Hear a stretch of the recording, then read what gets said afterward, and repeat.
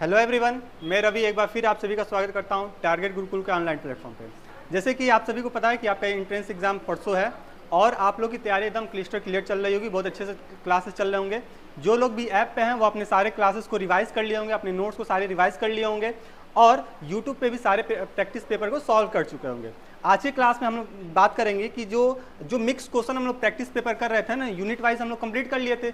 अब ऐसे क्वेश्चन को हम लोग लेके आए थे जो कि मिक्स है, जो कि एग्जाम के पॉइंट ऑफ व्यू से इंपॉर्टेंट है। उसी क्रम में आज भी हम लोग क्वेश्चन को सॉल्व करने वाले हैं और आज का जो क्लास है ना, ये भी आपके एग्जाम के पॉइंट ऑफ व्यू से मोस्ट इंपॉर्टेंट होने वाला है। ठीक है, तो चलिए क्लास को स्टार्ट करते हैं। लेकिन क्लास को स्टार्ट करने से पहले आपसे दरख्वास्त होगी, क्लास में पेन पेपर फोकस लेकर बैठेंगे जिससे पूरी कंसंट्रेशन आपकी क्लास पर रहे। और लास्ट में आप कमेंट बॉक्स में बता देंगे कि जितने भी हम सपोज कीजिए कि 30 क्वेश्चन सॉल्व किए हैं उसमें से आपके कितने क्वेश्चन करेक्ट हो चुके हैं। ठीक है, एक एनालिसिस बन जाएगा कि मैं उनको और कितना तैयारी करने की जरूरत है, कि मेरी तैयारी कितनी अच्छी से चल रही है। ठीक है, तो एक बार आप लास्ट में कमेंट बॉक्स में बता दिया कीजिएगा कि मेरे इतने क्वेश्चन आउट ऑफ 30 इतने क्वेश्चन करेक्ट हो चुके हैं। ठीक है, तो चलिए आज का पहला क्वेश्चन क्या है। आज का पहला क्वेश्चन मोस्ट इंपॉर्टेंट है और देखिए यहाँ से कॉन्सेप्चुअल क्वेश्चन कैसे आपके एग्जाम में पूछे जाते हैं। ठीक है, अगर कॉन्सेप्ट वाले क्वेश्चन पूछने को आते हैं एग्जाम में तो किस टाइप के पूछते हैं, क्या पूछ रहा है। देखिए, द ओड वन, ऑड पूछना है, हाँ, odd one among the following. इसमें जो ऑप्शन दिया है इसमें सबसे अलग कौन सा ऑप्शन आपको देखने को मिल रहा है। क्या पहला ऑप्शन दिया आपका मोनोसाइट, क्या मोनोसाइट है। पहले पूरे ऑप्शन को अच्छे से पढ़ लीजिए आप लोग। ठीक है, पहला ऑप्शन दिया है मोनोसाइट, दूसरा दिया है लिम्फोसाइट, तीसरा दिया है न्यूट्रोफिल्स और चौथा दिया है इरिथ्रोसाइट। तो एक बार क्वेश्चन ऑप्शन को देखिए और इसमें से हमको अलग ऑप्शन को बताना है कि इसमें से अलग ऑप्शन कौन हो सकता है। एक बार ध्यान दीजिएगा आप लोग, जब हम लोग थ्योरी क्लास में पढ़ रहे थे तो वहां पे आपको जब ब्लड वाला पोर्शन पढ़ रहे थे, हम लोग जब ब्लड वाले पोर्शन को पढ़ रहे थे तो वहां पे ब्लड को दो हिस्सों में हमने डिवाइड किए थे, है ना। तो उसमें से जब दो हिस्सों में डिवाइड किए थे, एक था मतलब कंपोनेंट्स ऑफ ब्लड की बात करते हैं तो एक था ब्लड कॉर्पसेल्स और दूसरा था प्लाज्मा। जिसमें ब्लड कॉर्पसेल्स में आप आरबीसी, डब्ल्यूबीसी, प्लेटलेट की बात कर रहे थे। वहीं पे आपको याद आ रहा होगा जो आरबीसी है उसको हम बोलते हैं इरिथ्रोसाइट करते हैं। क्या कहते हैं उसको, इरिथ्रोसाइट करते हैं। तो ये कहीं ना कहीं आरबीसी का फुल फॉर्म है। ठीक है, आरबीसी का अगर फुल फॉर्म पूछ लिया जाए तो बोला जाएगा रेड ब्लड सेल, और इसको और किस नाम से जानते हैं तो आप बताएंगे इरिथ्रोसाइट के नाम से जानते हैं।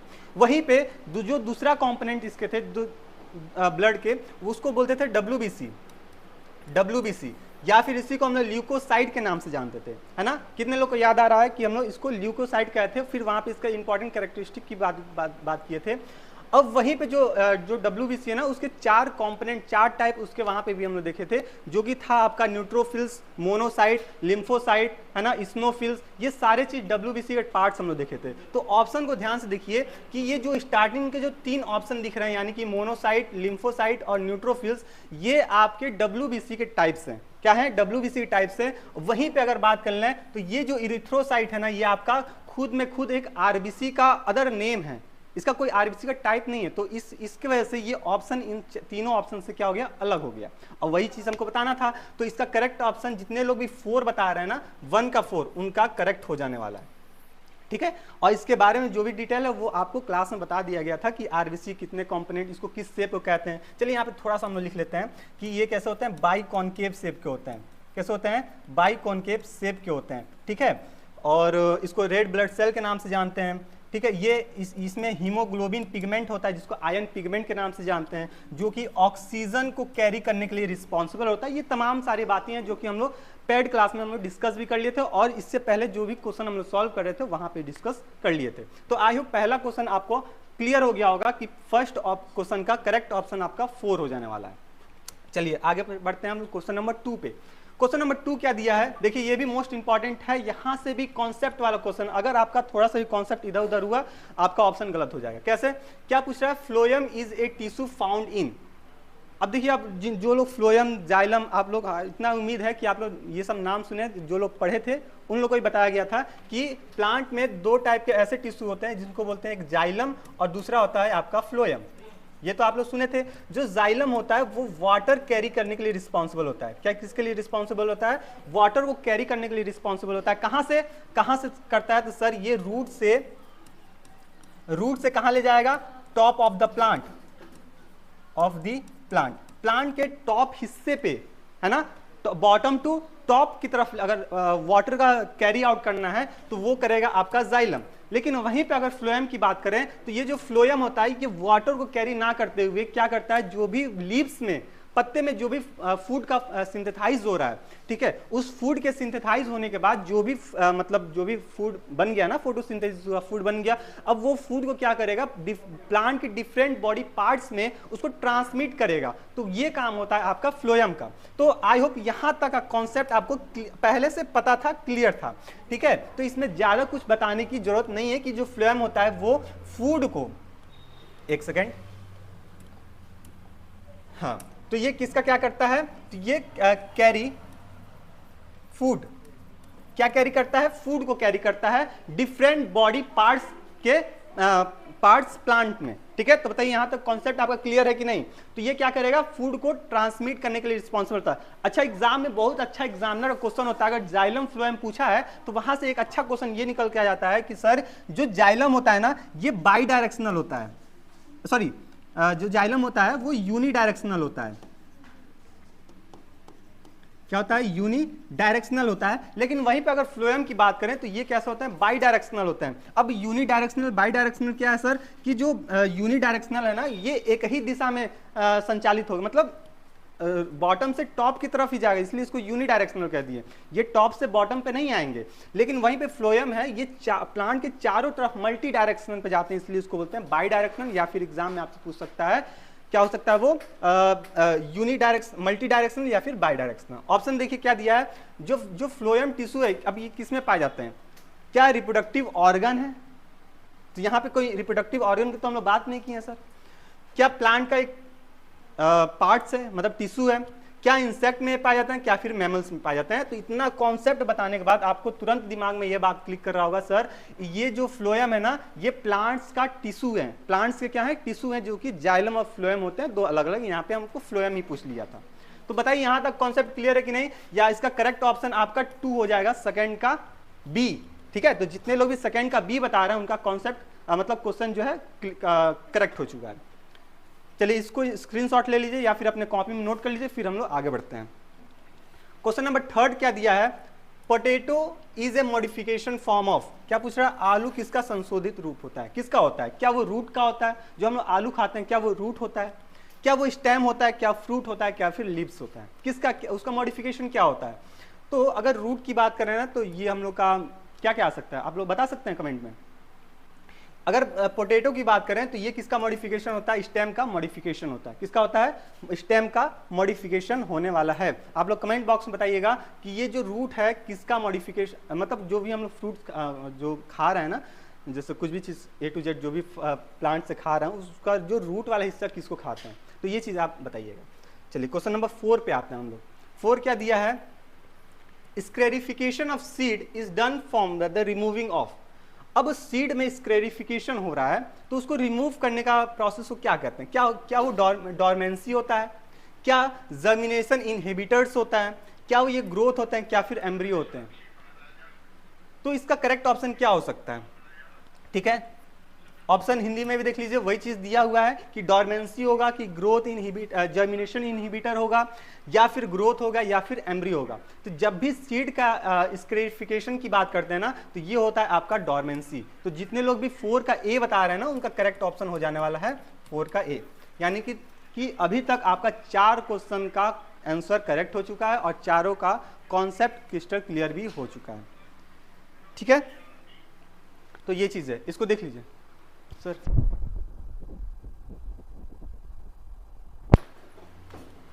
चलिए क्वेश्चन नंबर 5 पे आते हैं। राइट नहीं है क्या, क्वेश्चन नंबर 5 क्या है कि द स्मॉलेस्ट फ्लावरिंग प्लांट, क्या पूछ रहा है, सबसे स्मॉलेस्ट फ्लावरिंग प्लांट कौन से होते हैं। क्या ऑप्शन देखिए, एमोर्फिफेलस कहते हैं उसको, क्या एजरेंटा इंडिका कहते हैं, क्या इरेक्टा इंडिका कहते हैं, या फिर वॉल्फिया कहते हैं, क्या कहते हैं इसको, ठीक है। तो सबसे स्मॉलेस्ट फ्लावर की बात करें तो ये आपका प्रीवियस ईयर में क्वेश्चन पूछ चुका है कि स्मॉलेस्ट फ्लावर कौन होते हैं। तो ये आपके वॉल्फिया होते हैं, क्या होते हैं, ये वॉल्फिया होते हैं। तो इसका करेक्ट ऑप्शन आपका डी हो जाने वाला है। जितने लोग भी 5 का डी बता रहे हैं ना उनका करेक्ट हो जा रहा है, ठीक है। तो अगर आपसे पूछ लिया जाए सबसे स्मॉलेस्ट फ्लावर कौन है, तो वॉल्फिया होता है। क्या होता है, ये वॉल्फिया होता है। ठीक है, तो आगे हम लोग बढ़ते हैं क्वेश्चन नंबर 6 पे। क्वेश्चन नंबर 6 क्या दिया है कि what is tissue culture. Most important question है, यहाँ पे IMP लगा लीजिए। ठीक है, या फिर अपने कॉपी में इस क्वेश्चन को नोट, इसका कॉन्सेप्ट नोट कर लीजिए, क्योंकि ये एग्जाम में हर बार पूछा जाता है कि टिश्यू कल्चर क्या होता है, या फिर ये मैचिंग पूछ देगा। अभी आपके सामने तो डायरेक्ट ये पूछ चुका है। ठीक है, तो कई दफा ऐसा भी देखा गया है कि मैचिंग में ही पूछ देता है, बहुत सारे ऑप्शन दे देता है, फिर मैचिंग करने के लिए देता है कि टिश्यू कल्चर इसमें कौन सा मैच हो सकता है। क्या दिया है, they are prepared of fragments of cell of an organism for biological examination. क्या कर रहे हैं कि किसी भी सेल को हम क्या कर रहे हैं, उसका फ्रेगमेंट कर दें। फ्रेगमेंट का मतलब उसको छोटे छोटे हिस्से में तोड़ दें। ठीक है, तोड़ने के बाद फिर उसको प्रिपेयर करें और एक नया ऑर्गेनिज्म बना के उसको, मतलब ऑर्गेनिज्म मतलब प्लांट बना के उसको क्या कर रहे हैं हम लोग, उसके बायोकेमिकल को एग्जामिनेशन कर रहे हैं। क्या इसी को टिश्यू कल्चर कहते हैं। या फिर दूसरा ऑप्शन देखिए, यहाँ पे देखिए क्या दिया हुआ है, storage of human tissue for the transplantation. अच्छा, एक बात ध्यान देखिए, क्वेश्चन की एकदम विशेषता मतलब होता है ना कि क्वेश्चन को कैसे अच्छे से ऑप्शन को पकड़ा जाए। यहाँ पे जो टिश्यू कल्चर की बात कर रहे हैं, तो एक बात सोच के देखिए, ये प्लांट में होगा कि एनिमल में होगा।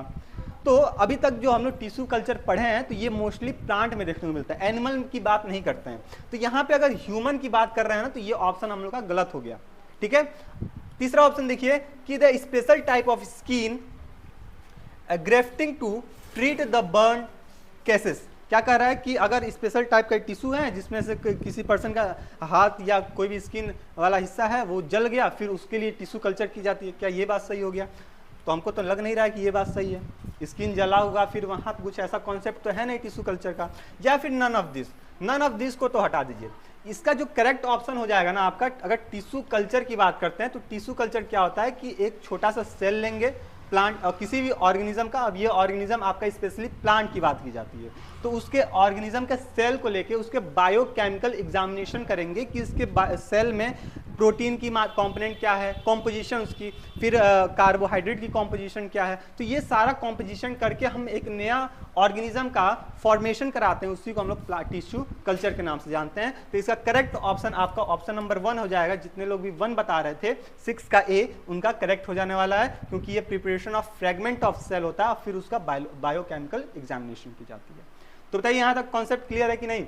6 का करेक्ट ऑप्शन आपका 1 हो जाएगा। ठीक है, अब हम लोग चल रहे हैं 7th की तरफ। 7th क्वेश्चन क्या दिया हुआ है, when we eat cauliflower we consume. क्या कर रहे हैं कि जब हम फूल गोभी खाते हैं, ठीक है, पत्ता गोभी नहीं फूल गोभी, जब फूल गोभी खाते हैं हम लोग, तो उसमें से हम क्या खा रहे हैं? क्या लीव्स को खा रहे हैं? अगर पत्ते गोभी की बात करते हैं तो वहाँ पे लीफ आ जाती है। क्या उसके स्टेम को खा रहे हैं? ठीक है, या फिर उसके फ्लावर को खा रहे हैं, या फिर इन्फ्लोरेसेंस को खा रहे हैं? क्या हो सकता है, एक बार सोच के बता सकते हैं? यहाँ पे एग्जामिनर आपको कंफ्यूज करने के लिए क्या दे दिया, फ्लावर भी दिया है और इन्फ्लोरेसेंस भी दिया है। तो यहाँ पे बच्चे क्या करते हैं, तुरंत आंख बनकर फ्लावर पे लगा देंगे टिक। लेकिन फ्लावर यहाँ पे से भी अच्छा ऑप्शन आपको इन्फ्लोरेसेंस देखने को मिल रहा है। इसका मतलब ये होता है arrangement of flower in floral axis. मतलब जो छोटे छोटे जैसे फूल गोभी आप जब देखेंगे, ठीक है, तो इस तरह बना रहता है उसमें। ठीक है, तो ये क्या है, अरेंजमेंट ऑफ फ्लावर है। क्या है ये? Arrangement of flower in floral axis को ही क्या कहते हैं, इन्फ्लोरेसेंस के नाम से जानते हैं। तो इसका करेक्ट ऑप्शन क्या हो जाएगा, कर्ली फ्लावर की अगर बात करते हैं, हम क्या खाते हैं कर्ली फ्लावर में, फूल गोभी में, तो ये होता है आपका इन्फ्लोरेसेंस।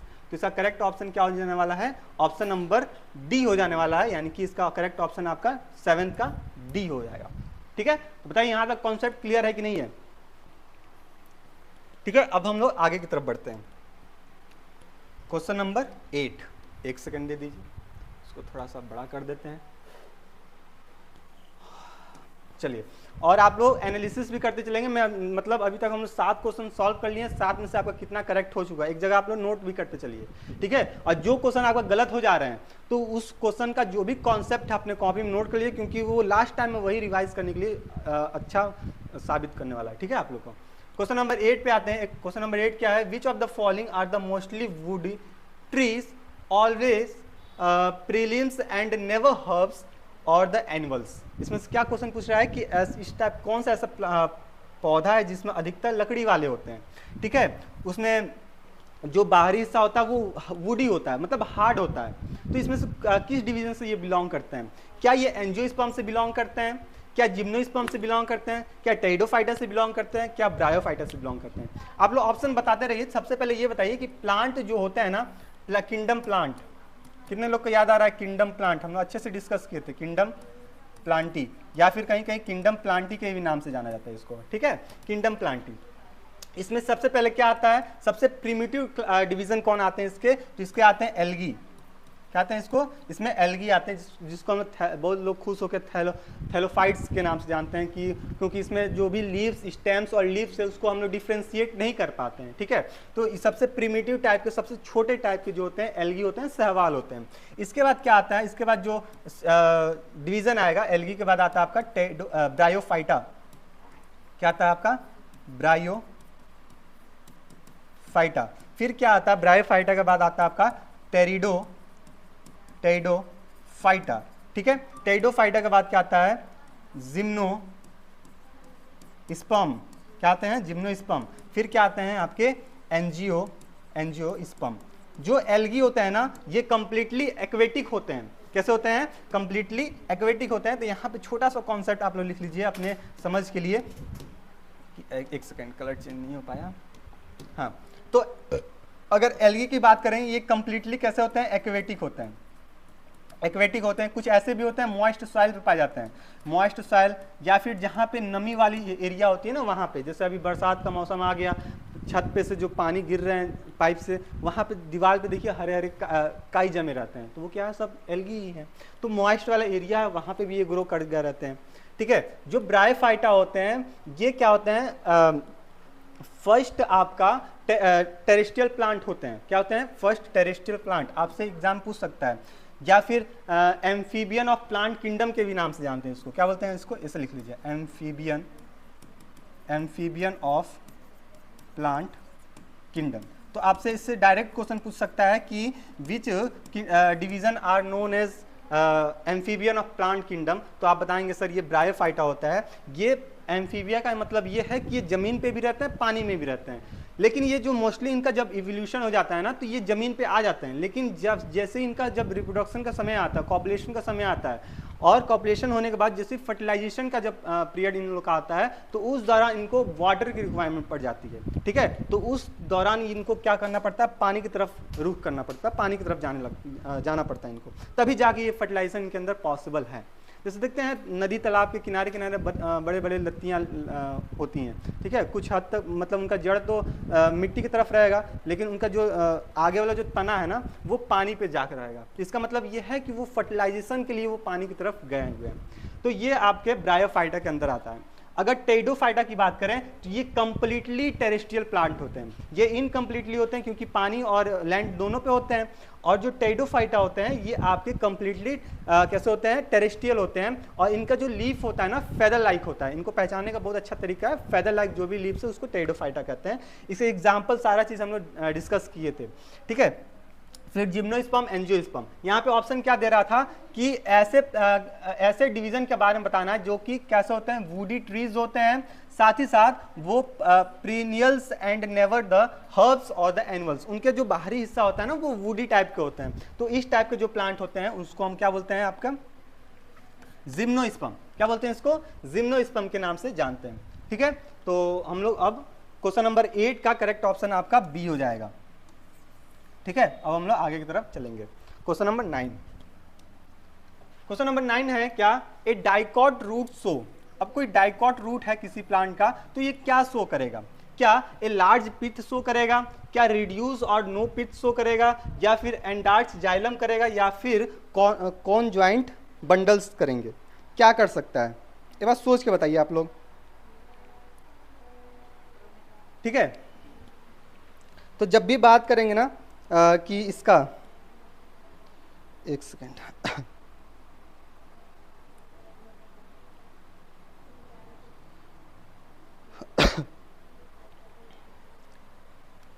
ठीक है।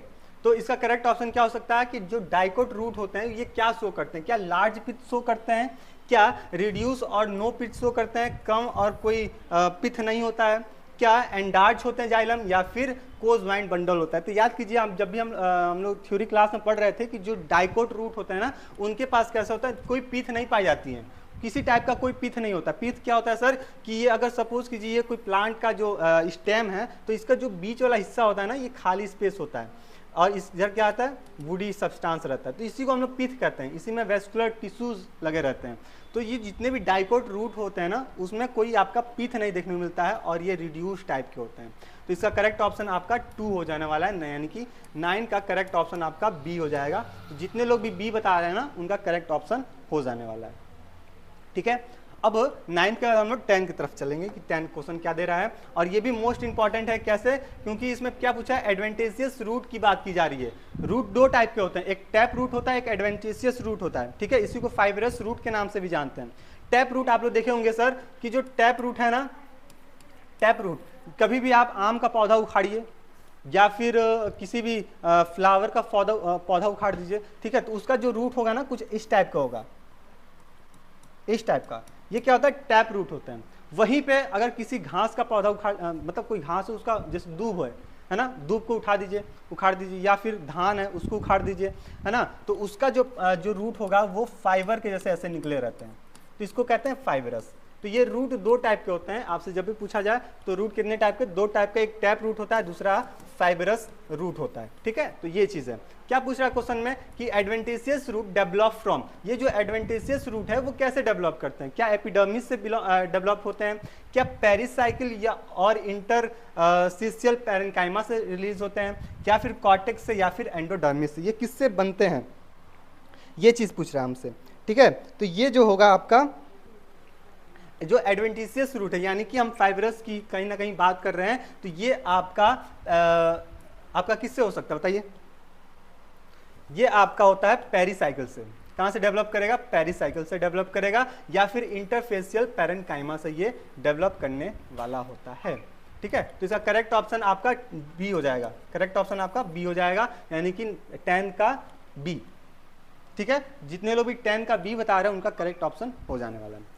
ठीक है, 10 के बाद 11 पे आते हैं हम लोग। 11 क्या दिया हुआ है कि the dicot root having the more than 6 vascular bundle. क्या पूछा है कि कोई डाइकोट रूट है, अभी हम लोग डाइकोट रूट की बात करके आ रहे हैं, उसमें क्या होता है, पीथ नहीं होता है, रिड्यूस फॉर्म में होते हैं। तो जो डाइकोट रूट है उसमें वेस्कुलर जो बंडल्स है वो मोर देन 6 है। ठीक है, तो ये किस टाइप की प्लांट हो सकते हैं? क्या ये पी का है, सनफ्लावर है, फाइकस है, या फिर रेमेनकुलस है? तो ये जो होता है ना, डाइकोट रूट की बात करें तो ये होता है आपका पी, मटर। ठीक है, तो जो पी होता है ना, ये डाइकोट से बिलोंग करता है, और इसमें क्या होता है, 6 वेस्कुलर बंडल पाए जाते हैं। ठीक है, तो इसका करेक्ट ऑप्शन 11 का ए हो जाएगा आपका। ठीक है, आगे बढ़े हम लोग 12 पे। क्वेश्चन नंबर 12 ये है कि द एंडोडर्मिस अकर इन। क्या पूछ रहा है? जो एंडोडर्मिस होते हैं वो कहाँ पाए जाते हैं? ठीक है, जो एंडोडर्मिस है कहाँ पाए जाते हैं? क्या स्टेम में पाए जाते हैं, क्या रूट्स में पाए जाते हैं? मतलब आगे भी ऑप्शन देखते रहिए, स्टेम वनली, रूट वनली, ठीक है, या फिर dicot stem and all types of the root में पाए जाते हैं, या फिर both monocot and dicot stem as well as the root. तो जो अगर हम बात करें कि जो एंडोडर्मिस है ये कहाँ पाए जाते हैं, तो आप बताएंगे आंख बंद करके सर ये डाइकॉट स्टेम में पाए जाते हैं। कहाँ पाए जाते हैं? डाइकॉट स्टेम में पाए जाते हैं। और जितने टाइप के जो रूट्स होते हैं ना, जैसे टैप रूट हो गया, फाइबरस रूट होता है, तो उसमें भी ये एंडोडर्मिस पाए जाते हैं। जब हम रूट का हम लोग डिस्कशन करके उसका फिगर बनाए थे, तो वहाँ पे याद कीजिए, या फिर अपनी कॉपी खोलिए, वहाँ पे हम लोग इसका एंडोडर्मिस का जिक्र किए थे कि ये रूट हेयर्स के पास ये रिलीज होता है ना, एराइज वहीं से होता है। तो इसका करेक्ट ऑप्शन आपका डाइकॉट स्टीम और all types of the roots हो जाएगा। तो जितने लोग भी 12 का सी बता रहे हैं ना, उनका करेक्ट ऑप्शन हो जाने वाला है। करेक्ट क्वेश्चन हो गया, यानी कि 12 तक का हमको लग रहा है कि ऑलमोस्ट आपका 10 प्लस पे आप लोग चल रहे होंगे। ठीक है, करेक्ट ऑप्शन क्वेश्चन पे जो 10 प्लस पे चल रहे हैं उनको वेरी गुड। अभी देखते हैं कितना उनका करेक्ट हो रहा है। 13 दिया है, endospermic seed are found in. क्या पूछ रहा है? एंडोस्पर्मिक सीड किस में पाए जाते हैं? क्या कैरिकला पपाया में पाया जाता है, या फिर डॉलिकुलस लेबलम में पाया जाता है, या फिर आपका यहाँ पे गवावा होगा, ठीक है, गवावा, या फिर पाइसम सटाइवा में पाया जाता है। किस में पाया जाता है? Endospermic seed.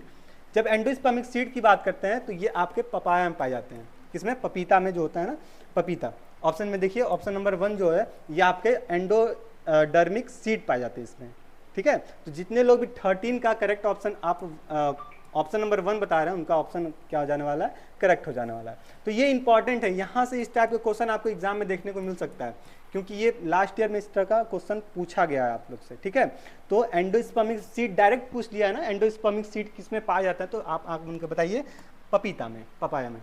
14 देखिए क्या दिया है, इन रूट्स द पेरिसाइकिल इज। अब क्या पूछ रहा है, जो जड़ें होती हैं ना उसमें पेरिसाइकिल कैसे होती हैं, क्या होती हैं? क्या ये सिंगल लेयर की होती हैं? क्या ये 2 लेयर की होती हैं?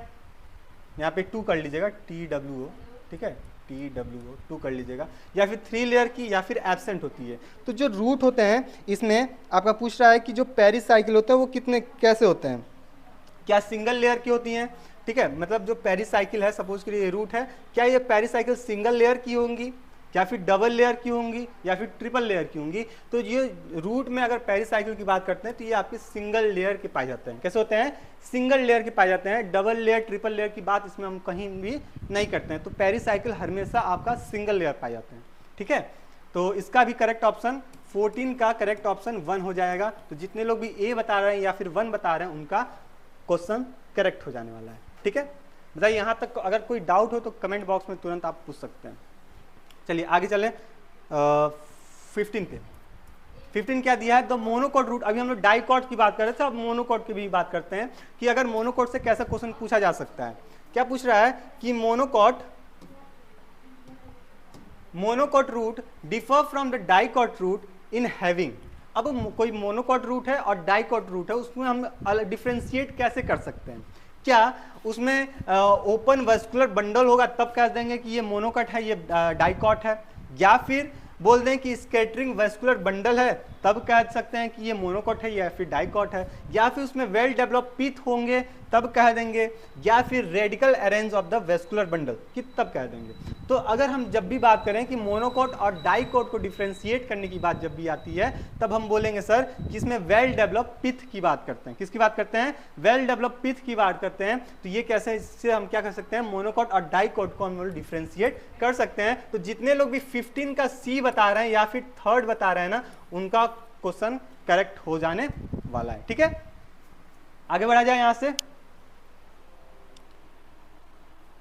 चलिए आगे हम लोग बढ़ते हैं क्वेश्चन नंबर 16 पे। क्वेश्चन नंबर 16 क्या दिया हुआ है? A balanced diet content. अब क्या पूछ रहा है कि जो संतुलित आहार जो होता है ना, इसमें क्या, इसको लेने से क्या हो सकता है? जैसे होता है ना कि लोग बोलते हैं कि आप अच्छे से खाना खाया कीजिए, तो इसका मतलब जो रूटीन का जो बैलेंस डाइट है उसको प्रॉपर तरीके से लिया कीजिए। ऑप्शन देखिए, क्या इसमें हमको ज़्यादा एनिमल प्रोटीन मिलते हैं? तो बात तो भैया ऐसा सही नहीं हो सकता है कि हम अगर बैलेंस डाइट खा रहे हैं तो हमको ज़्यादा से ज़्यादा एनिमल प्रोटीन ही मिले। जाहिर सी बात है प्लांट प्रोटीन भी मिलेंगे, जैसे पल्सेस से, है ना, या फिर सोयाबीन से। तो यहाँ पे प्लांट और एनिमल प्रोटीन दिया रहता, तब कहीं तक ये बात क्वेश्चन ऑप्शन आपका सही हो जाता। लेकिन ये ऑप्शन इनकम्प्लीट है, इसलिए इसको क्या कर देंगे? गलत कर देंगे। आप क्वेश्चन को, ऑप्शन को एलिमिनेट करना भी देख लीजिए कैसे करते हैं। क्या इसमें माइक्रो और मैक्रो न्यूट्रिएंट्स पाए जाते हैं, इसलिए बोल देते हैं कि सर ये बैलेंस डाइट है, हाँ ऐसे? या फिर बोल दें कि ये जो भी हम लोग बैलेंस डाइट ले रहे हैं इससे, इसमें ये क्या होते हैं? फूड न्यूट्रिएंट होते हैं। अब बात आती है सर फूड न्यूट्रिएंट क्या होती है, यानी कॉम्पोजिशन ऑफ फूड, ठीक है। जैसे बोलते हैं प्रोटीन है, ठीक है, विटामिन है आपके, ठीक है, फिर बोल दें आपके कार्बोहाइड्रेट हैं, ठीक है, फिर बोल दें हम आपके फैट हैं, ठीक है, फिर मिनरल्स हैं। ये सारे जितने भी कंपोनेंट है आपके न्यूट्रिएंट हैं, फूड न्यूट्रिएंट है, ठीक है। तो ये फूड न्यूट्रिएंट क्या होता है? बैलेंस डाइट में ये सारी चीज़ आपके कंपोनेंट होने चाहिए, जिससे क्या होगा? बॉडी की ग्रोथ होगी और साथ ही साथ बॉडी में जितने भी मेंटेनेंस होनी है, जितनी भी मेटाबॉलिक एक्टिविटीज़ होनी है। अब मेटाबॉलिक एक्टिविटीज़ क्या होती है सर? बॉडी के अंदर जो भी रेस्पायरेशन हो रहा है, फूड का डाइजेशन हो रहा है, बॉडी के अंदर ग्रोथ हो रही है ना, हार्मोन का सिक्रीशन हो रहा है, ये सारे के सारे मेटाबॉलिक एक्टिविटीज़ के अंतर्गत ही आती है। तो बॉडी के अंदर जो भी मेंटेनेंस करना है, तो ये सारे चीज़ रेगुलेट कौन करेगा? आपका बैलेंस डाइट ही रेगुलेट करने वाला है। तो इसलिए हमको इस ऑप्शन से सबसे अच्छा ऑप्शन हमको दिख रहा है ऑप्शन नंबर C, ठीक है, क्योंकि ये जो भी बैलेंस डाइट ले रहे हैं इसमें फूड न्यूट्रिएंट है। फूड न्यूट्रिएंट है, इसका मतलब क्या है, ये प्रोटीन भी होगा, विटामिन भी होगा, कार्बोहाइड्रेट, फैट और मिनरल्स भी होंगे। साथ ही साथ ये जैसे ही हम फूड इंटेक करेंगे तो हमारी बॉडी में बहुत सारे मेटाबॉलिक एक्टिविटी परफॉर्म होंगे, जिसमें ग्रोथ और मेंटेनेंस भी आ जाएगा। ये क्या दे रहा है, butter and ghee. Butter and ghee ही केवल बैलेंस डाइट थोड़ी ना होता है, और भी सारे फूड हैं।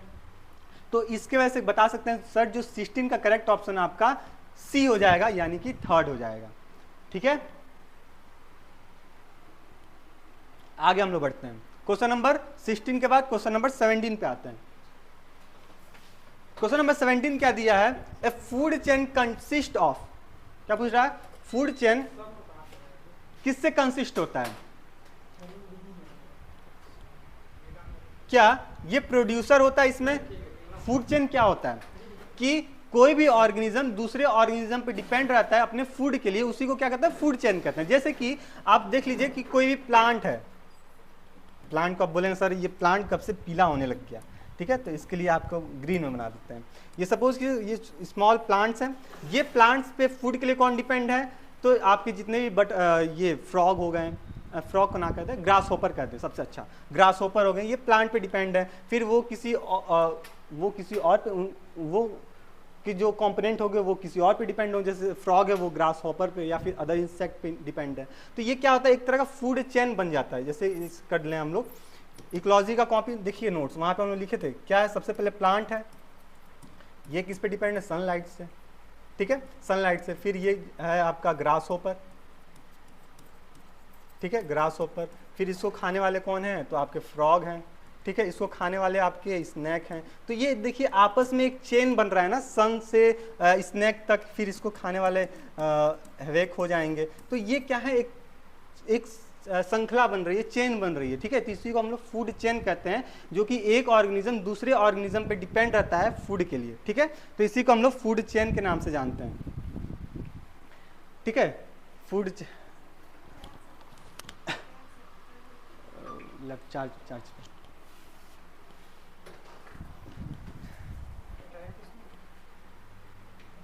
तो इसी को हम क्या कहते हैं, फूड चेन के नाम से जानते हैं। तो इसमें क्या क्या कॉम्पोजिशन हमको देखने को मिल सकता है, तो सबसे पहले क्या आता है, इसमें प्रोड्यूसर आते हैं आपके, क्या आते हैं, प्रोड्यूसर आते हैं। फिर क्या आते हैं, कंज्यूमर आते हैं।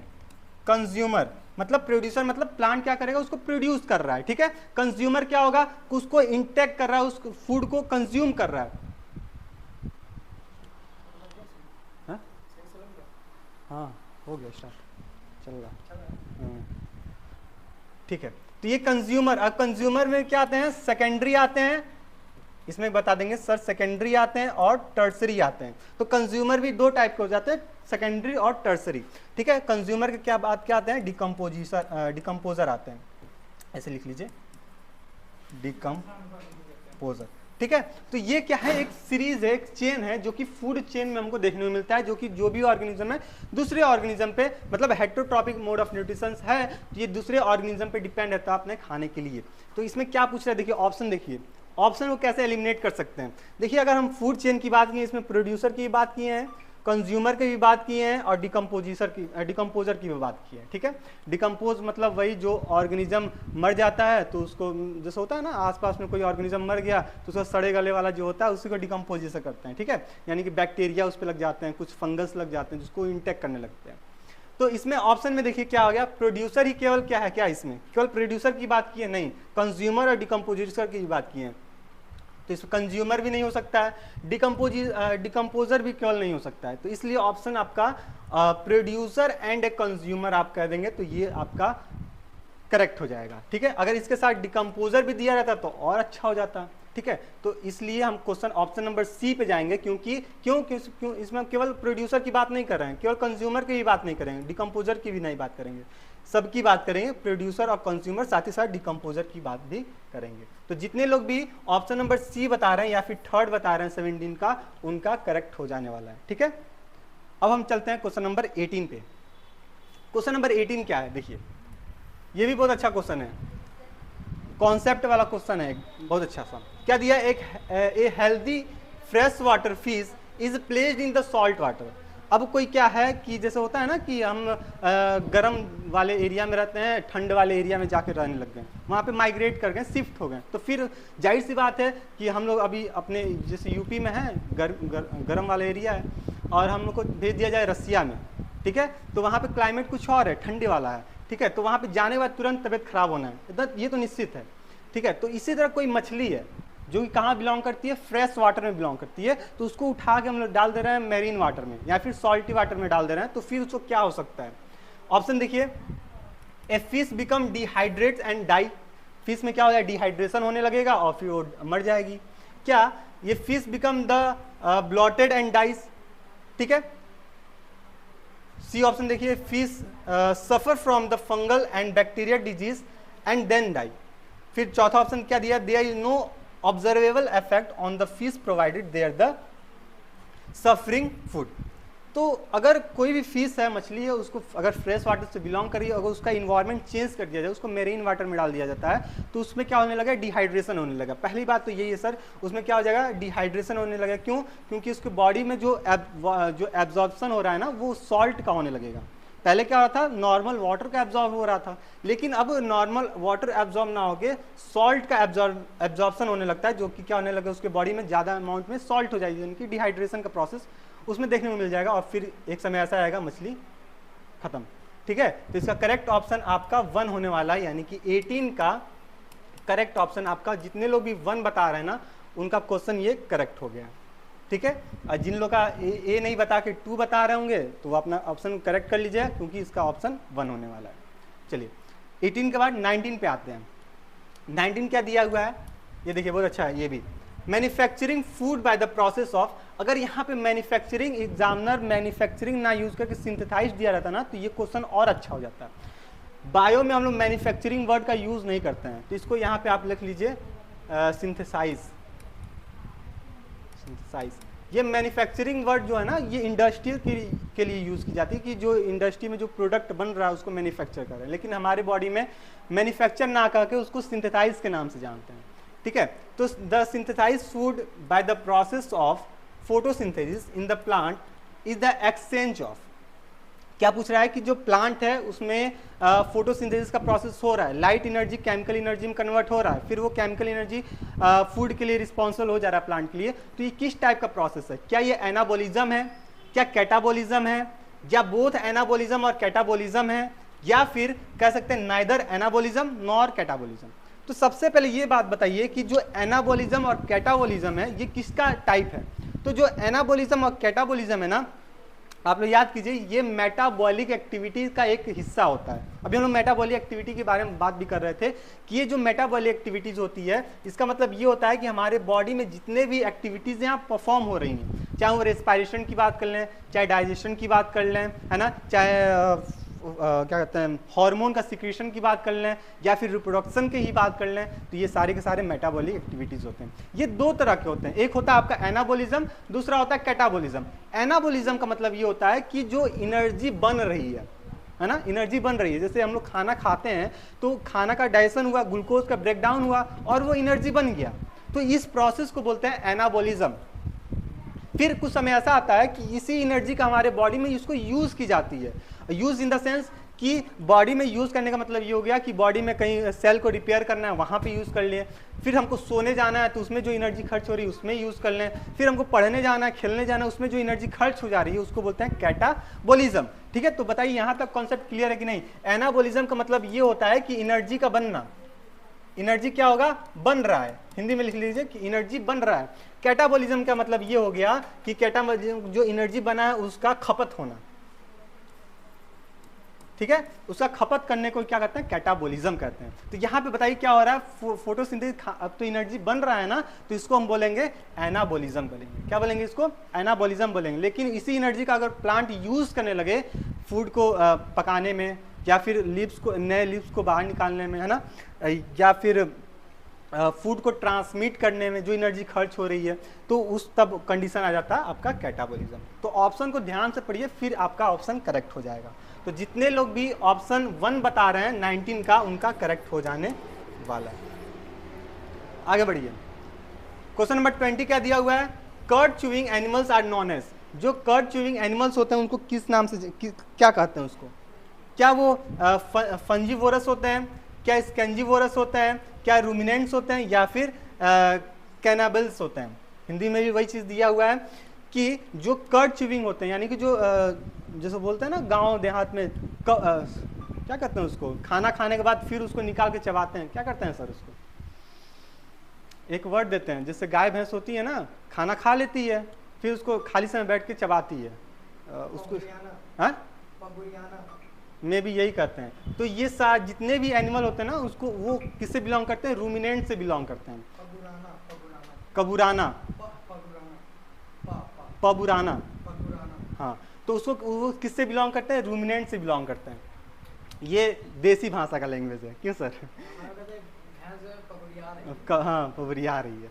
तो इसका क्या होता है कि जो एनिमल हैं अपना एक बार खाना खा लिए, जितना खाना दिखा एक बार बैठ के खा लेते हैं, अब बोलते हैं भैया अब ठीक है, खाना पेट भर गया, अब उसको पचाया जाए, तो वो निकाल के फिर उसको चबाना स्टार्ट कर देते हैं। तो वो कैसे होते हैं? रूमिनेंट होते हैं। वो कैसे होते हैं? रूमिनेंट होते हैं। यानी कि 20 का करेक्ट ऑप्शन आपका सी हो जाएगा, या फिर जितने लोग 3 बता रहे हैं उनका करेक्ट हो जाने वाला है। तो अभी तक इतना आपसे उम्मीद लगा रहे हैं कि आपका 15+ क्वेश्चन आपके करेक्ट हो रहे होंगे, किसी लोग का 20 भी चल रहे होंगे, इसमें कोई दो राय नहीं है। चलिए आगे चलते हैं 21 पे। 21 क्या दिया है? Deficiency of iron in human diets causes. अगर कोई पर्सन है उसके बॉडी में आयरन की डिफिशियंसी हो जाती है, तब उसको कौन सा डिजीज हो सकता है?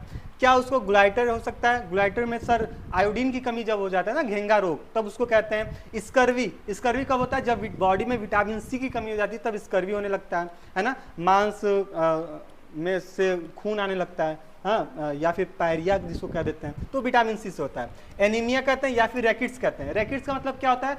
छोटे बच्चे होते हैं, या फिर पहले के लोग जो होते थे उनकी पैर की जो हड्डियां होती थी ना, इस तरह टाइप की होती थी, थोड़ा सा अंदर की तरफ मतलब स्ट्रेट नहीं रहेंगी, है ना, तो उनको हम रैकेट्स कहते हैं। उनको विटामिन डी की कमी हो जाती है, ठीक है, तो उनको रैकेट्स हो जाती थी। तो यहाँ पे क्या पूछ रहा है? डिफिशियंसी ऑफ आयरन की बात कर रहा है। तो अगर बॉडी के अंदर डिफिशियंसी ऑफ आयरन हो गया तो उसको बोलते हैं एनीमिया। क्या कहते हैं उसको? एनीमिया, ठीक है, तो उसको एनीमिया कहते हैं। अगर ग्लाइटर की बात की जाए, घेंगा रोग की बात की जाए, तो आयोडीन की बात करेंगे। स्कर्वी की बात की जाए, अब कुछ लोग ये 2 ना समझे जाए कि भैया सर तो 2 पे लगा दिए, 3 पे लगाए हैं, ठीक है।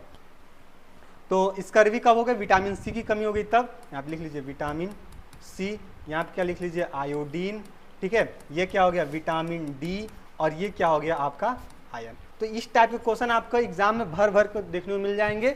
एक बार क्या कीजिएगा, जितने भी डिफिशियंसी ऑफ विटामिन या फिर मिनरल्स से डिजीज कॉज होते हैं, एक बार अपने कॉपी में जो वहाँ पे आप लोग नोट किए थे उसको एक बार रिवाइज करके तब आप एग्जाम में जाएंगे, ठीक है, क्योंकि यहाँ से आपको क्वेश्चन देखने को मिल सकता है, ठीक है। और ये हर बार यहाँ से अभी जैसे लास्ट टाइम में आयरन का पूछा था, इस टाइम हो ना हो स्कर्वी पूछ ले, हो ना हो रैकेट्स पूछ ले, है ना। तो आप सारे ऑप्शन जो भी डिफिशियंसी उसको एक बार देख के जाइएगा एग्जाम में, ठीक है। क्वेश्चन नंबर 20 हो गया। 21 पे आ जाए हम लोग, ठीक है। 21 पे आते हैं हम लोग। क्या है 20 का 21 है ना, 21 का 3 हो जाएगा, 21 का 3। आगे बढ़िए 22 क्या दिया है? Enzyme helps in. क्या पूछ रहा है? जो एंजाइम होता है निम्नलिखित में से क्या मदद करता है? क्या जो एंजाइम बॉडी के अंदर सिक्रीट होते हैं ये आपका रेस्पिरेशन के लिए रिस्पॉन्सिबल होता है?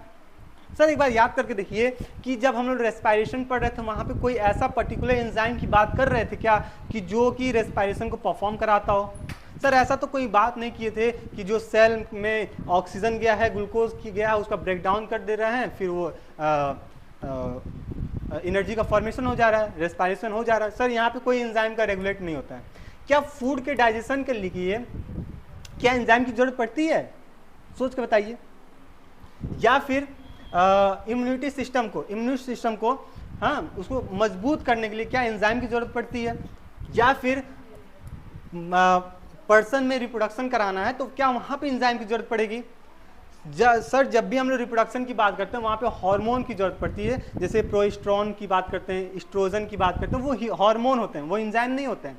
लेकिन अगर फूड को डाइजेशन करना है तो वहाँ पे एंजाइम की रेगुलेशन होता है। जैसे कि सपोज कीजिए कि हम कार्बोहाइड्रेट खाएं तो वो डाइजेशन हमारे माउथ से स्टार्ट हो जाता है ना, स्लाइवरी ग्लैंड से जो स्लाइवा सिक्रीट हो रहा है टाइलिन एंजाइम, तो वहीं से वो सीक्रेट स्टार्ट होने लगता है। यानी कि फूड को डाइजेशन करने के लिए कहीं ना कहीं आपका एंजाइम इसमें इंपॉर्टेंट रोल प्ले करता है, हार्मोन इसमें इंपॉर्टेंट रोल प्ले नहीं करेगा। ये आप अपना कॉपी में नोट करके लिख लीजिए, गांठ बांध करके रख लीजिए कि जब भी फूड का डाइजेशन होगा तो उसमें आपका एंजाइम का इंपॉर्टेंट रोल प्ले होगा। लेकिन वहीं पे अगर रिप्रोडक्शन की बात करें तो यहाँ पे आपका हार्मोन इंपॉर्टेंट रोल प्ले करेंगे।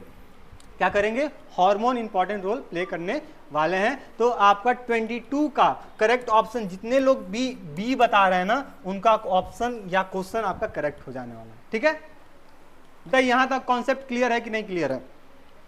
आगे बढ़ा जाए हम लोग। चलिए आगे बढ़ते हैं क्वेश्चन नंबर 23 पे। 23 क्या दिया हुआ है? The food is normally digested इन। जो हम लोग फूड खा रहे हैं, अब कुछ लोग पूछ रहे हैं सर क्या डाइजेशन से क्वेश्चन पूछे जाएंगे कि नहीं पूछे जाएंगे? सर ये सब डाइजेशन से ही क्वेश्चन है। अब एनसीईआरटी में सब डिलीट हो गया है तो क्या इसको पढ़ना छोड़ दें, डाइजेशन पढ़ना छोड़ दें, इससे क्वेश्चन आएगा ही नहीं? नहीं, ये गलतफहमी में आप कभी मत रहिए कि एग्जामिनर आपको डाइजेशन से क्वेश्चन ना दे। ठीक है, डाइजेशन से बहुत अच्छे अच्छे क्वेश्चन हैं जो कि हर बार रिपीट होते हैं, है ना? तो उस पोर्शन को भी अच्छे से आप लोग देख के जाइए। ठीक है, क्या दिया हुआ है? The food is normally digested इन। जो हम लोग फूड खाएं वो कंप्लीटली या फिर नॉर्मली डाइजेस्ट कहाँ होता है? क्या लीवर में डाइजेस्ट होता है? सोच के देखिए सर, जो लीवर होता है वो डाइजेस्टिव ग्लैंड होता है, यहाँ से बाइल जूस का सिक्रीशन होता है ना? तो यहाँ पे फूड का डाइजेशन नहीं होता है।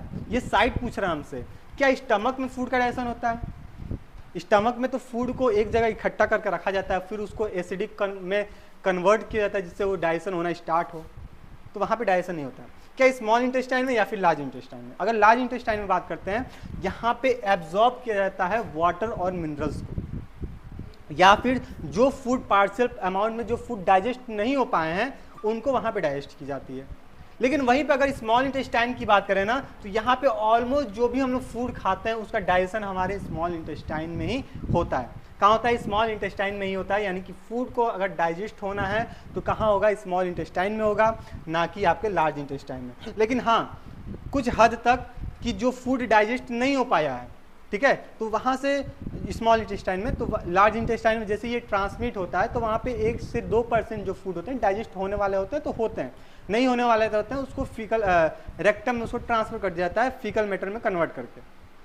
तो आप ये चीज़ बताएंगे, यहाँ पे वाटर का एब्जॉर्प्शन किया जाता है, मिनरल्स का भी एब्जॉर्प्शन किया जाता है स्मॉल लार्ज इंटेस्टाइन में। अच्छा, लार्ज इंटेस्टाइन और स्मॉल इंटेस्टाइन में क्यों ऐसा स्मॉल इंटेस्टाइन कर दिया गया, लार्ज इंटेस्टाइन कर दिया गया, ये आप कमेंट बॉक्स में बताएंगे। इसके पीछे का रीज़न क्या है आपको बताया गया है। अगला देखिए 24। अच्छा, इसका करेक्ट ऑप्शन क्या हो जाएगा? यहाँ पर हम लोग नोट कर लें। 23 का करेक्ट ऑप्शन आपका सी। ठीक है, 24 पे आते हैं। 24 क्या, यहाँ पे भी इंपॉर्टेंट लिख लीजिए क्योंकि इस टाइप के क्वेश्चन आपको देखने को मिलेंगे एक्सक्रीशन से। क्या दिया है? Glucose is mainly absorb in. जो ग्लूकोज होता है वो कहाँ एब्जॉर्ब किया जाता है? क्या डीसीटी में, क्या पीसीटी में? अब डीसीटी पीसीटी क्या आ गया सर? इसका फुल फॉर्म आप पता कर लीजिए क्या होता है। इसका फुल फॉर्म अगर बात करें, ये होता है प्रॉक्सिमल, ऐसे कर लीजिए, अरे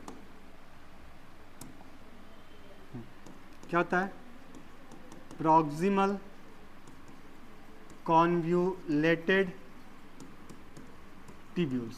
इसको क्या बोलते हैं? Convoluted tubules. अगर डीसीटी की बात कर लें तो इसका होता है डिस्टल कॉन्व्यूलेटेड ट्यूब्यूल्स। ठीक है, और हैनल्स लूप्स और नेफ्रॉन। नेफ्रॉन क्या होता है? Structural and functional unit of structural and functional unit of kidney. Kidney का स्ट्रक्चर ऑफ फंक्शनल यूनिट क्या होता है? नेफ्रॉन होता है। ठीक है, तो अगर हम बात करें कि जो ग्लूकोज है, ग्लूकोज का फुल फॉर्मूला क्या होता है?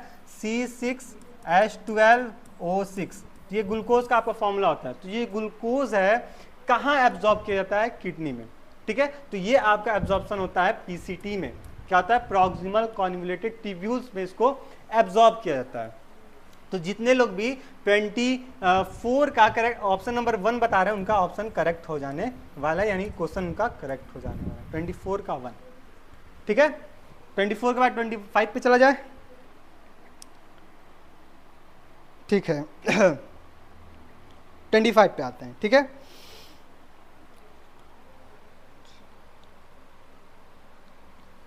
25 क्या दिया है, heightened emotional is caused by. अब कोई पर्सन है, उसका बॉडी में हाइट की ग्रोथ, मतलब बॉडी की ग्रोथ करानी है, हाइट के लिए रिस्पॉन्सिबल होता है, तो कौन सा ग्लैंड इसके लिए रिस्पॉन्सिबल होता है? क्या पिट्यूटरी ग्लैंड रिस्पॉन्सिबल होता है, जिसको मास्टर ग्लैंड कहते हैं? क्या थायराइड ग्लैंड रिस्पॉन्सिबल होता है, जो कि यहाँ प्रेजेंट होता है? क्या इसको एड्रिनल ग्लैंड कहते हैं, या फिर स्लाइवरी ग्लैंड रिस्पॉन्सिबल होता है? स्लाइवरी ग्लैंड से सर तो स्लाइवा का सिक्रीशन होता है, इसको तो हटा दीजिए। पिट्यूटरी ग्लैंड तो होने वाला नहीं है सर, ये थायराइड ग्लैंड यहाँ पे है, तो इससे भी इसका कोई रिलेटेड नहीं है। तो अगर कोई सी पर्सन में तेजी से हाइट को बढ़ाना है, तो किस ग्लैंड से हार्मोन का सिक्रीशन होता है? तो ये होता है आपका एड्रिनल ग्लैंड। क्या होता है इससे?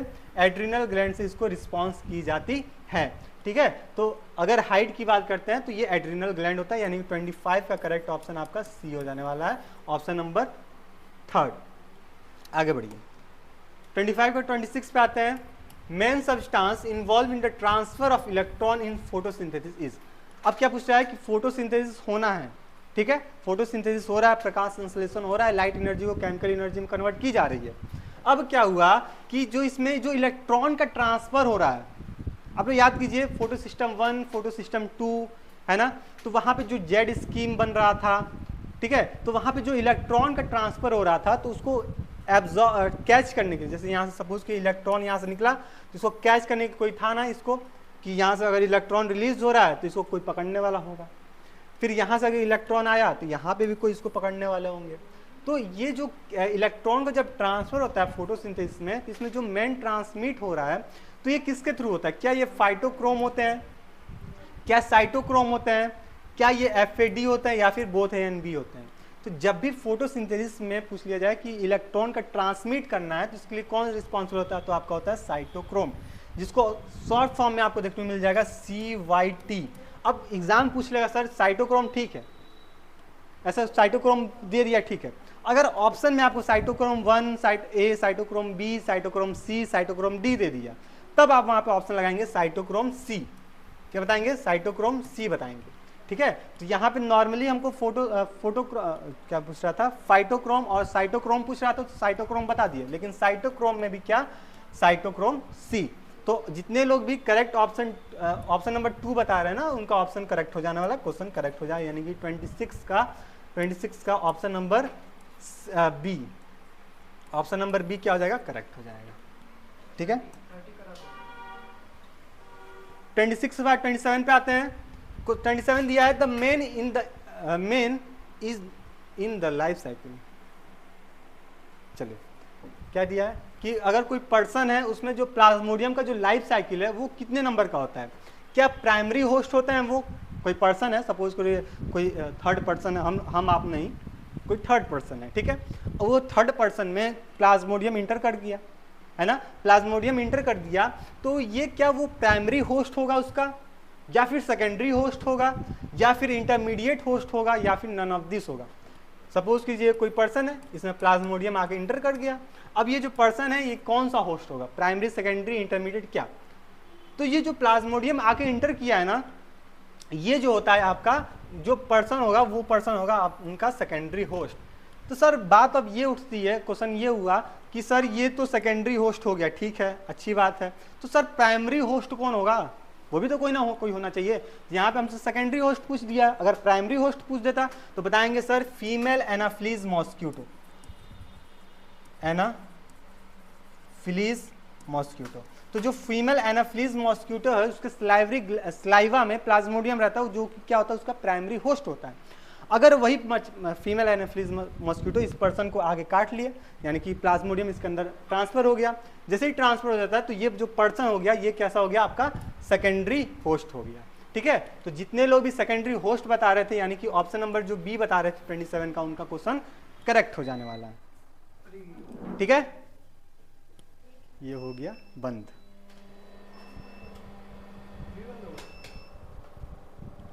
बंद।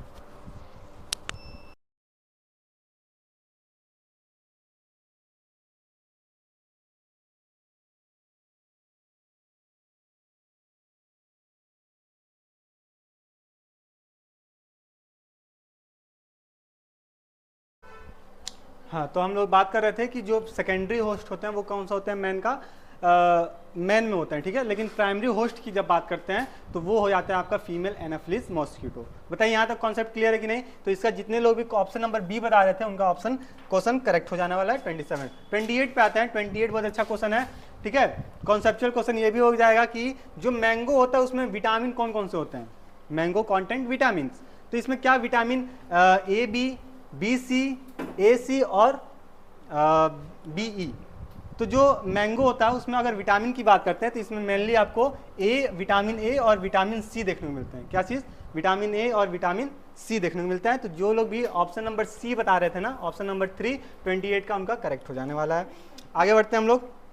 28 के बाद 29 पे आ जाते हैं कि oxygen is release in the process of photosynthesis comes from. अब फोटोसिंथेसिस हो रहा है, उसमें ऑक्सीजन बाहर रिलीज हुआ, ठीक है, फोटोसिंथेसिस हुआ, प्रकाश संश्लेषण हुआ, उसमें ऑक्सीजन बाहर रिलीज हुआ। तो इसमें जैसे ही ऑक्सीजन रिलीज होता है तो ये किसके थ्रू हो? क्या इसमें कार्बन डाइऑक्साइड आके ऐड हो जाता है, इसकी वजह से होता है, या फिर वाटर आके ऐड हो जाता है, इसकी वजह से होता है, क्या शुगर आके ऐड होता है, या फिर पायरविक एसिड आके होता है? सर एक बार बात बता दीजिए हमको, जो पायरविक एसिड होता है किसका एंड प्रोडक्ट होता है? कितने लोग बता सकते हैं? तो जो ग्लाइकोलिसिस होता है ना, ग्लूकोज का ब्रेकडाउन होता है, तो इसका जो एंड प्रोडक्ट होता है वो होता है आपका पायरविक एसिड। और फर्स्ट प्रोडक्ट क्या होता है क्रेब्स साइकिल का? अल्फा। बता सकते हैं आप लोग? देखते हैं कितने लोग बताते हैं। क्रेब्स साइकिल का फर्स्ट प्रोडक्ट, क्रेब साइकिल पिछले क्लास में हम डिस्कस किए थे, इसका फर्स्ट प्रोडक्ट क्या हो जाएगा, ठीक है जी, आप बताएंगे। तो जब भी फोटोसिंथेसिस हो रहा है जिसमें ऑक्सीजन बाहर रिलीज हो रहा है तो इस दौरान क्या होता है? वाटर आके इसमें ऐड करता है, इसकी वजह से क्या होता है? ऑक्सीजन बाहर रिलीज होना स्टार्ट हो जाता है। आगे आते हैं, ऑप्शन नंबर इसका 2 हो जाएगा करेक्ट। क्वेश्चन नंबर 30 और आज का लास्ट क्वेश्चन है आपका, ठीक है। तो क्वेश्चन नंबर 30 क्या पूछ रहा है? The phenomena which convert light energy into the chemical energy. Sir ये हलवा क्वेश्चन है, कुछ नहीं है। क्या पूछ रहा है? ऐसा प्रोसेस जिसमें light energy chemical energy convert हो जाता है, क्या उसको रेस्पायरेशन कहते हैं, क्या उसको फोटोसिंथेसिस कहते हैं, क्या ट्रांसपायरेशन कहते हैं, या फिर नन ऑफ दिस कहते हैं? तो इस प्रोसेस को हम बोलते हैं फोटोसिंथेसिस। रेस्पायरेशन क्या होता है? Breakdown of glucose molecules. इसलिए एक पॉइंट लिख लीजिए, आज के मतलब लास्ट ईयर में आपसे पूछा है फोटोसिंथेसिस का, हो सकता है इस बार रेस्पायरेशन पूछ ले या फिर आपका ट्रांसपायरेशन पूछ ले। तो क्या बता सकते हैं? Breakdown of glucose molecules in the presence of oxygen. तो इसको बोलते हैं रेस्पायरेशन, ठीक है। अब यहाँ से एनर्जी का प्रोडक्ट रिलीज होता है। अगर ट्रांसपायरेशन की बात करते हैं तो इसमें क्या होता है? Loss of water in the form of किसमें लॉस होता है? वाटर वेपर में, ठीक है। अगर वाटर वेपर में पानी रिलीज हो रहा है प्लांट से तो उसको बोलते हैं ट्रांसपायरेशन। जब धूप तेज होने लगती है ना तो ये क्या करता है? वाटर को रिलीज करने लगता है। या फिर सपोज कीजिए प्लांट में खाना बन रहा है, प्लांट वाटर को एब्जॉर्ब किया, अब उस दौरान पानी ज़्यादा हो गया, अब वो पानी बाहर फेंकेगा कैसे? तो वाटर वेपर के फॉर्म में उसको भेज देता है, जिसको कहते हैं क्या? ट्रांसपायरेशन। तो ये रहा आपका आज का 30 क्वेश्चन जो कि एग्जाम के पॉइंट ऑफ व्यू से मोस्ट इंपॉर्टेंट था। आई होप यहाँ तक क्वेश्चन आपका अच्छा लगा होगा और यहाँ से आपका 25 प्लस क्वेश्चन आपके करेक्ट हो गए होंगे, ठीक है। और जिनका भी 25 से कम आ रहा है ना तो उनको और भी तैयारी करने की जरूरत है। क्वेश्चन को बार बार देखिए, जितने सारे क्लास यूट्यूब पे हैं, ऐप पे हैं, सारे को अच्छे से एक बार रिवाइज कर लीजिए, फिर आपका 25 प्लस आपका अभी क्वेश्चन सॉल्व करेक्ट होने वाला स्टार्ट हो जाएगा, ठीक है। तो आई होप यहाँ तक का क्वेश्चन आपको अच्छे से लगा होगा, इसमें कोई भी डाउट नहीं होगा। अगर किसी को भी डाउट होगा तो कमेंट बॉक्स में पूछ सकते हैं, ठीक है, या फिर ग्रुप में पूछ सकते हैं। तो चलिए मिलते हैं नेक्स्ट क्लास में और अपनी तैयारी को और अच्छे से आप लोग करते रहिए, क्योंकि अब 2 दिन और 1 दिन और बचा है एग्जाम को आपको लेके, तो टाइम वेस्ट करने से कोई मतलब है नहीं और अपना तैयारी करते रहिए, ठीक है। तो चलिए मिलते हैं नेक्स्ट क्लास में, तब तक के लिए स्टे रहिए, मस्त रहिए, अपनी तैयारी को और मजबूत करते रहिए। धन्यवाद।